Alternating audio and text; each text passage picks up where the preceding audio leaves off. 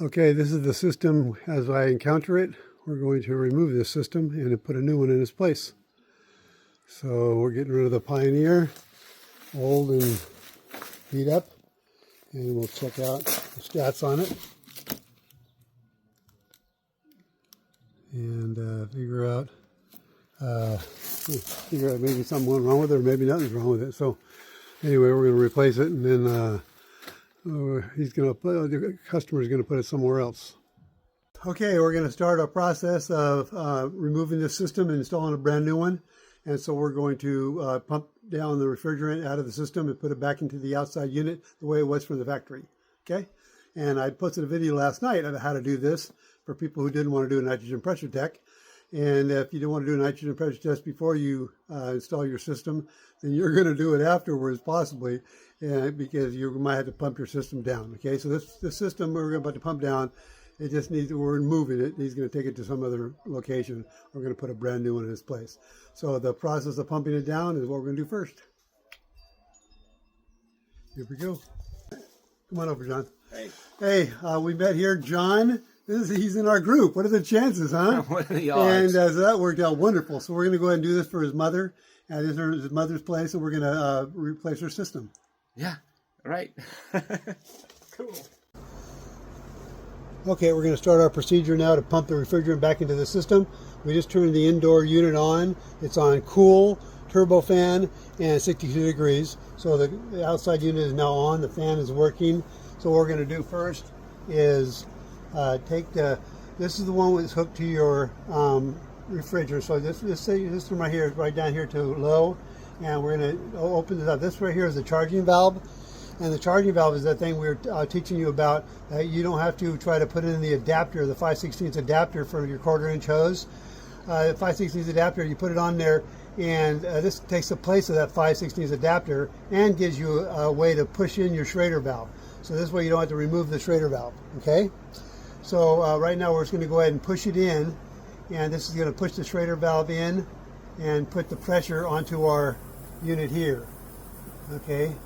So by pushing it all the way in, now the Schrader valve is all the way pushed in, and we're reading what looks like, it's hard for me to see with my eyes, but whatever it is, I can't read it right now. So whatever you're seeing there, the point is, what we're going to do is we're going to pump, we're going to turn this one here, not the one with the hose, but the one without the hose. We're going to close that off now, okay?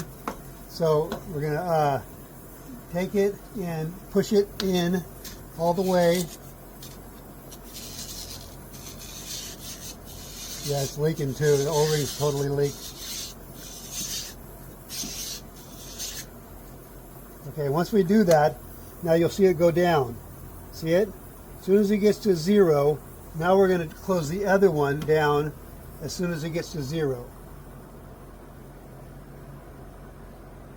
And it's there. So now we'll go ahead and close the other one down.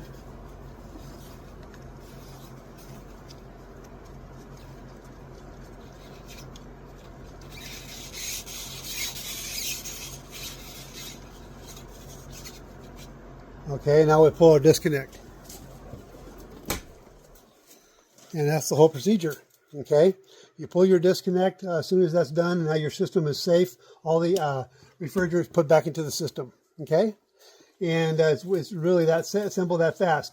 Now he wants to take this unit and put it somewhere else and reuse it, but I just noticed now the O-rings are completely gone, and so we're going to rebuild the O-rings on the next video. I'll show you in the next video how we're going to recover the refrigerant out of here. This is an old system anyway. I don't remember what year it is, but I'll look. And we'll go ahead and replace the O-rings on these to make service valves good again, okay? Because they're valueless. And I'm sure it's leaking like a sieve. Okay, now that we have the refrigerant is back inside the ODU, nice and safe and sound, this all stuff is empty, okay? So there's nothing to worry about here. At this point, this way here, you just go ahead and unscrew. So that undepresses your valve core. And so right now the valve core is undepressed, and now it's back to where it was originally. Remember the valve core, you think about a valve core as if you have an inner tube full of air and you go with your finger, that's exactly what's happening with this. So all we did, we just unreleased it so no longer somebody's pushing it. Okay, so we just go ahead and remove this. And we remove this, and our system is perfectly ready to go for transport. Okay, we're going to go ahead and remove the system now. We got everything taken off. We took off the whole outside, got it all ready, and now we're going to attack. Here we go. We already got the outside cover off, and now it's just a matter of pulling this down, and once that's disconnected, it's just sitting on top. So it sits on the little, it pivots on the little top hangers, and the bottoms click into place. So we unclick the bottom, and then we simply pull off the system, pull it up, and pull the line set out. The same way we put it in the first place. Anything I can do from the outside? Do what? Oh, you already got it. Yeah. Anything I can do from the outside? Take this Okay. and walk it right out to my truck. Gotcha. Perfect. Okay, what we're going to do now is we already have our hole drilled. This is what we're going to use the same. We're not going to use the same bracket to hold it because it's a whole different system. But what we're going to do is we're going to utilize the same hole. So based on the, I'm going to make it. If it doesn't come with a template, I'm going to make a template, and I'll show you how I do that if it turns out there's no template. And we're going to put the template right over the existing hole, and then mount the bracket based on the hole instead of normally you're positioning the way you think you want it, and then you drill your hole where you approximate it to be. Well, here we already have the hole, so we're just going to move the bracket to fit the hole. Okay, what we're doing here is because we already had the hole, I just simply measured over from the line set. Okay, I just moved it over and I measured over from the line set where the middle of the line set was. I measured over to the edge of this because this part here, this line here at the bend is the bottom of the hole every single time. Unless the manufacturer has a different change on something, they're all the same and they're lined up perfectly with the hole. So that part you know for sure. And now it's just a matter of how far over from the hole to the bracket. And so that's what you measure. So I measure 2 3/4 and set it up, and hopefully it'll go swimmingly.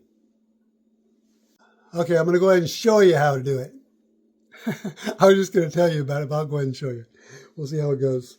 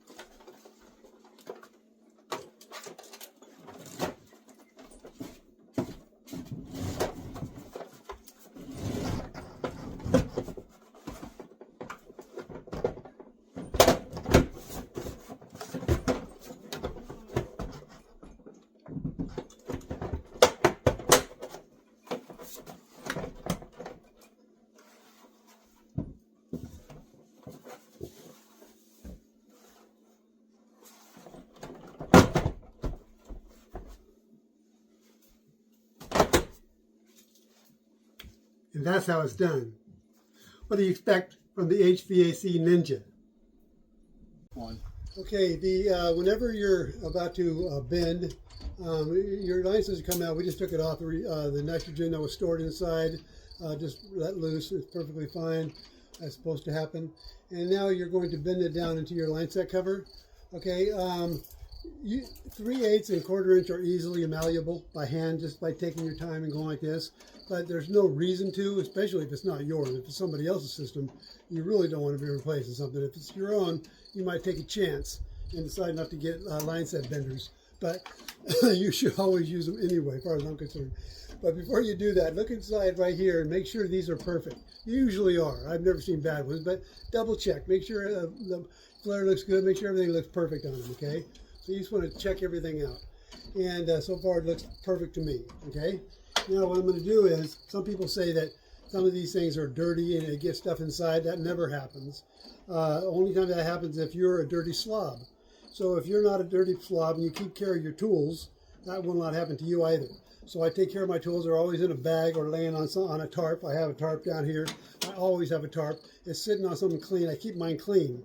So you keep it clean, decide where you're going to be. So I'm going to set it like this. This is where I want the bend to be, so I want it to be in at least that far. Okay, that way it's impossible to kink when it has these inside the line set. Okay, so you take these things and put them all the way in to where your bend's going to be. Okay, you don't need them any further than that, but that's where you want them. So again, you want to take them and keep them, make sure they're clean, nothing on them at all. I keep mine clean inside of a bag, but double check them always. Put them inside, and once you do that, you're perfectly fine. So I want to be in here, so I'm going to double check this thing. See, my bin's right there, so I'm in plenty far. Okay, and now I'm going to bend these down. So again, once you have these line set benders in there, you don't have to play with it. You don't have to worry about it or nothing. It's not going to do any damage. So you can take them and just put them right into your line set exactly the way you want them. Smash them in. It's totally fine. And you can play with them from that point on. Okay?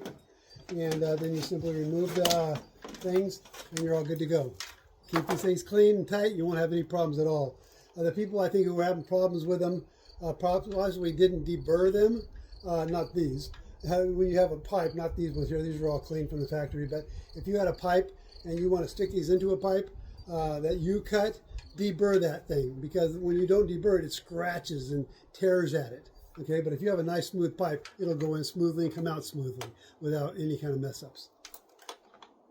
Okay, what you want to do is I measured how much straight line set I had, and then I want the rest to turn into a big, large circle behind the ODU. And so I need 60 inches. And so I'm going to lay down 60 inches and then just mark the tape tight there. And that's where I want my straight to be. And then the rest will be, so you take your line set like this. And because normally they come together, this one just happens to come separate. So I'm going to do one at a time. And you just want to take it and open it up. Open up one of them. Doesn't matter which one. And you're going to step on that, okay? So you may or may not be able to see me do the initial step, but you step on it flat and just roll it out, okay? And you roll it out to the 60. That's where I want the bend to start. So at this point, I don't want to keep the small little bend, so I just make it, I'm at the bottom of the ODU right now, and I'm going to bring it back towards the ODU, and this is where it's going to come in to the ODU right there, okay? Okay. So it's going to look just like that. Got it. All right. So that was just for filming purposes. Yeah, that's what teaching. I was thinking, why is he bringing the line set in the house? That don't make no sense. You have to be able to somehow do it safely, and on the carpeting is the only place to do it. I'll put my foot on it. Okay, go ahead. You usually work alone, don't you? Yeah.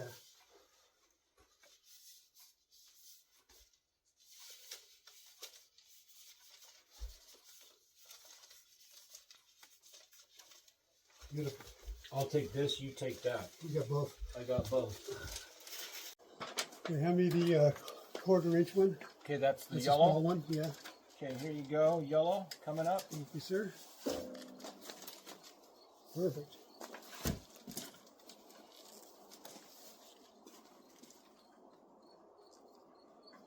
What you want to do is always check your flares. Make sure you want to see if you're going to have to reflare it or not. I have never had to reflare 60 installs or plus. I've never had to flare one except for one single flare. Not a whole set. One single flare. It was just off. And this one here looks absolutely perfect. People say, reflare them every time. That's stupid. They're perfect. These things are great. I've never seen a bad one. So anyway, we're going to put a little nylog on here, and we're going to set it. But you want to just double check your things before you put them together. If you have a good connection, you put them together, get them torqued down correctly, everything's perfect, you're not going to have any issues. But our nitrogen pressure test is going to show us that. Okay, even though this factory flare is perfect, you know, it's an absolute gorgeous flare. You can see it. It's absolutely gorgeous. All the flare, all 4 flares are perfect. But even though it's gorgeous, it sticks too far out. Okay, by the time we get our line set up there, it's too far out because where they install these stupid things at the factory, the 1/4 inch is way away from the 3/8. So that's the extension difference, you know. So that same distance you see there, you see here also. So we're going to go ahead and mark it and cut it and reflare it. So at this point, you just want to take it and decide right where you want to be. And I want this to be, once I got that insulation out of my way by putting a little clamp on it, putting it up away from the thing, I'm going to go ahead and mark it now better. And that's exactly where I want it, right there. So that's where I'll cut it, and then we'll put the flare on. And since I keep updating all my equipment, of course, every time I turn around I got to update something. I have the best flare gun on the planet. I'll put a link down below if you want it. And anyway, it's really great. I just love this new one. Oh, everything's automatic. No more twisting, turning. It's all there. Just screw it in. I'll show you how it works. It comes with a really nice cutter too. And it comes with a deburring tool, but it's one of those regular little pin ones. I don't like them because they scratch up the inside face of your flare. Think about it. Whatever you put on the inside of that that's your flare. So I use this one here. It's way better. Thing's totally trick. So it just stays on the outside and takes off the burr and deburrs it perfectly. So this is the best thing to get for deburring, and I think this is the best flare gun going for the price. I mean, it's possible there's some better ones out there, but for $78, this is the ticket. I was telling you to buy the Libration before. I think it was like $85 now or something, whatever. Anyway, this thing freaking awesome. And so anyway, we'll go ahead and cut this and flare it. Okay, so what we have here is the Navac close quarters. They have different brands. Navac just happens to be the best. But anyway, so take that and just put it right on there. And you don't want to, especially with the 1/4 inch, you do not want to be pressing that thing hard. You'll crush it, and you'll have to deburr way more than you want to. You barely got to go on, and it'll take more turns that way. Yes, that's the reason they crush it, because they want less turns. They want to do it in 1 or 2 whacks. But that crushes your pipe. Okay, it has a lot more to deburr if you do that. So if you just go in slowly, it takes a few more turns, but it doesn't hurt the pipe at all. You're just literally just cutting through the pipe and not crunching the pipe. Okay, and so this one here, as you can see, it's hardly bent and crushed at all. I mean, that's still almost a full 1/4 inch. So that worked out beautifully. Now we use this awesome, most killer freaking deburr thing on the planet. Literally, there's none better. And I wish I could get you in here closer, but it makes this little tiny curlicue. I'm going to try to show it to you. It makes this really bitchin' curlicue. Do you want me to pull it down? No. Okay. Look at this. I don't know if you can see this, man. This is a curlicue on there. That thing makes that bitchin' thing. I mean, it takes the burr right off that thing. It's perfect. It doesn't mess up your flare face, because this, when you flare that, that's your flare face. So if you, whatever you screw with that, that's going to be your face. You're going, I like it or I don't like it, based on that. Well, look at that little hair it takes off there. It just doesn't get any better than that. And normally people got to go like this because they're trying to get the crap out. There's no crap when you have this. It just takes it right out. That's the whole crap. We're bitching. All right, so we got that. And now, what's our next thing we got to do? Flare. What? No, that's, see? You see that? Now, this is our new member. Okay, John Flood, right? This is John Flood, right?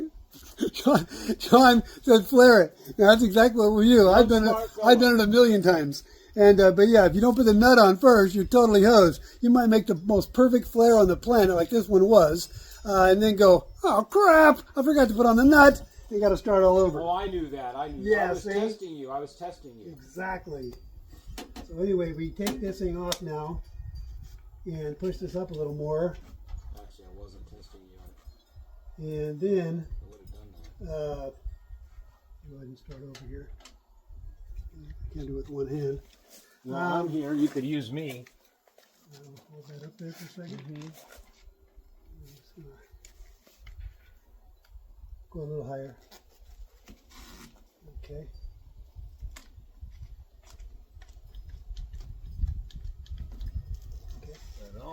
And now everything's out of the way. Perfect. So that's the way you guys can do it too. You don't have to mess around with it. Now I think that thing's out of the way enough. It might still be in the way. Let me go ahead and put that block on there and find out. So on this thing here, again, it's all automatic, and you're going to use your either drill or impact wrench. It doesn't matter which one. And so we want to simply open it up and get to town. Okay, when I say you should have a nickel sticking out, okay, your thing should be a nickel. I'm thinking you can see that where you're at. So it should be a nickel's worth. See that right there? That's a nickel. All right, so that's how much you want to have sticking out. You don't have to use a nickel. You can if you need to, but you know how much a nickel is. So that's what it is. You have it sticking out a nickel. Okay, then we continue on with our project. So that's the whole deal. It's on there. Now we're going to bring it over and line it up. And this gun here has got a little arrow, and it points at a line. That way you know you're at the right spot. and you tighten it up at that spot, and it's lined up. Okay, so everything's lined up there. It's hard to see sometimes in these kind of situations. You're down here on your hands and knees or whatever, and it's just hard to get to this little spot. So it's got to be more critical. So at this point here, I'm going to take a look and bring my eccentric tool down there and see where it lines up, and it lined up perfectly. Okay, so that looks absolutely gorgeous there.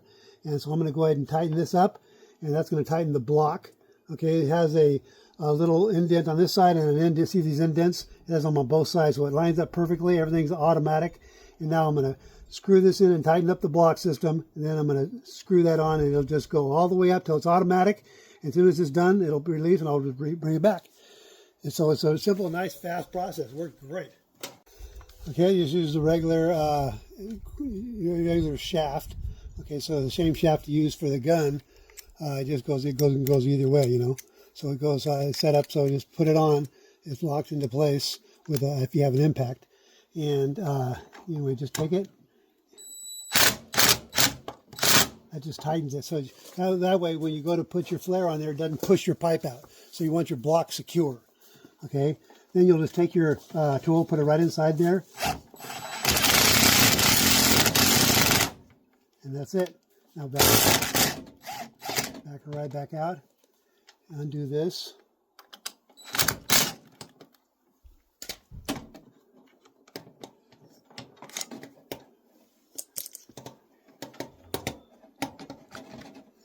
And we have our perfect flare. Beautiful.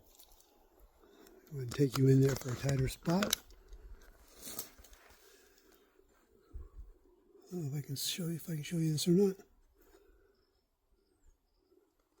I can't see what you're looking at. Let's see here. I can't tell where it's at. I can't see the damn thing. Oh, there it is. Well, that took a while. I'll have to edit that. Anyway, looks perfect, man. All right, moving on.